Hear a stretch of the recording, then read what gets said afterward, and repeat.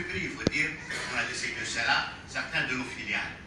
Mais croyez-moi, toutes les filiales maintenant sont bien informées, savent que désormais l'échéance c'est le mois d'avril et toutes les filiales seront en mesure de nous présenter le compte certifié avant cette date.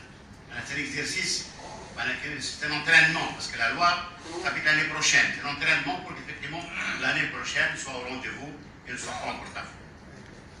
Le petit porteur, moi le petit porteur, je les adore. Le petit porteur constitue un fonds très important pour la banque. Ils apportent leur soutien et leur épargne à leur institution à la même banque. Et je considère qu'ils doivent, de notre part, tous les gardes nécessaires. Le fait classiste en masse, ça prouve qu'ils sont fidèles, qu'ils tiennent de leur banque. Et nous allons agir ensemble pour effectivement le petit porteur et le mérite qu'il faut et l'habitude heureuse que nous avons faite de nous réunir ensemble. On va la renouveler très prochainement. On fera une rencontre avec le petit porteur pour lui expliquer encore les prouesses de la banque, les défis de la banque, comment ensemble on fera de la même banque une banque encore plus florissante et plus rentable. Les clauses classées, Moussamha, c'est un terme qui est utilisé également sur le plan politique, mais il n'a pas sa place dans la finance. Dans la finance, celui qui a obtenu un crédit doit le rembourser. Si ne le rembourse pas, tout de suite envoyé au contentieux, et les clients dont vous avez parlé, et dont le journaux en parlent, effectivement, au contentieux maintenant, et nous sommes en train de l'attaquer en justice, et je pense que nous avons fort espoir de pouvoir récupérer, Inch'Allah, notre créance. Donc, soyez sûrs qu'il n'y a pas de Moussem, il n'y a pas de pardon, soit le règlement de ce que les clients doivent à la banque, soit éventuellement le passage par un système de recouvrement officiel, donc devant le tribunal. La mise à niveau des agences, c'est une remarque que nous retenons, et nous allons aussi effectivement accélérer, parce que nous avons un programme dans le cadre de la communication institutionnelle qui ne touche pas que le logo, ne touche pas que notre signature, elle touche également le tas des agences. Nous avons un relevé détaillé, agence par agence, sur toutes les améliorations qu'il faut apporter tout d'abord aux locaux, deuxièmement aux équipements, troisièmement à la formation des personnels, et c'est un programme qui se décline maintenant et qui couvre les 160 agences de la même banque, et vous allez voir la métamorphose progressivement. C'est une action qui ne peut pas le faire dans un plan secours. Ça demande 1-2 années pour couvrir l'ensemble du réseau et l'adapter effectivement à la nouvelle campagne citoyenne de la même banque. La banque électronique, nous c'est notre conviction. Nous considérons que la banque de demain est la banque électronique. Vous savez, grâce à Internet, grâce au portable, le client peut maintenant partir de son domicile, initier toutes les opérations bancaires.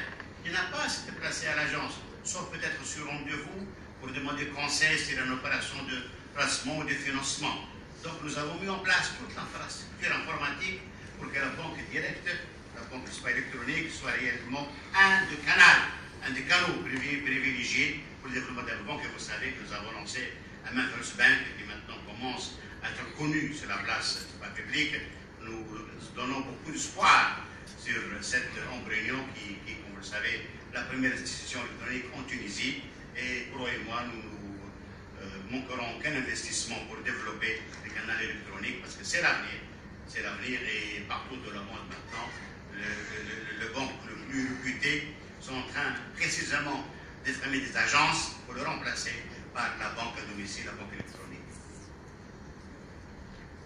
La technologie, vous savez, moi je pense qu'il n'y a pas de différence entre banque étrangère et banque à capital tunisien. La technologie, elle est là sur le marché, elle s'achète.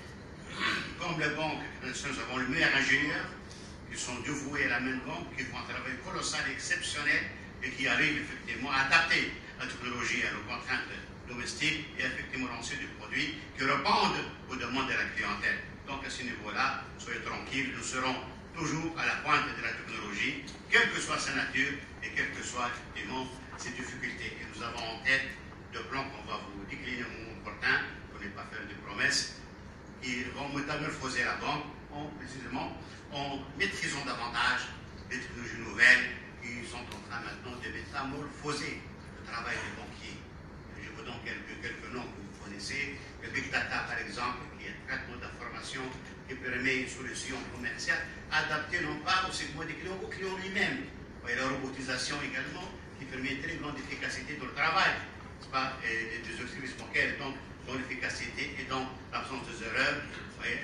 La 5e génération de téléphonique qui permet un transfert de données plus rapide, donc forcément un contact avec le client de manière plus accélérée. Donc, tout ça, nous le connaissons. Nous avons des experts qui s'en occupent. Au moment opportun, nous faisons sortir les solutions pionnières comme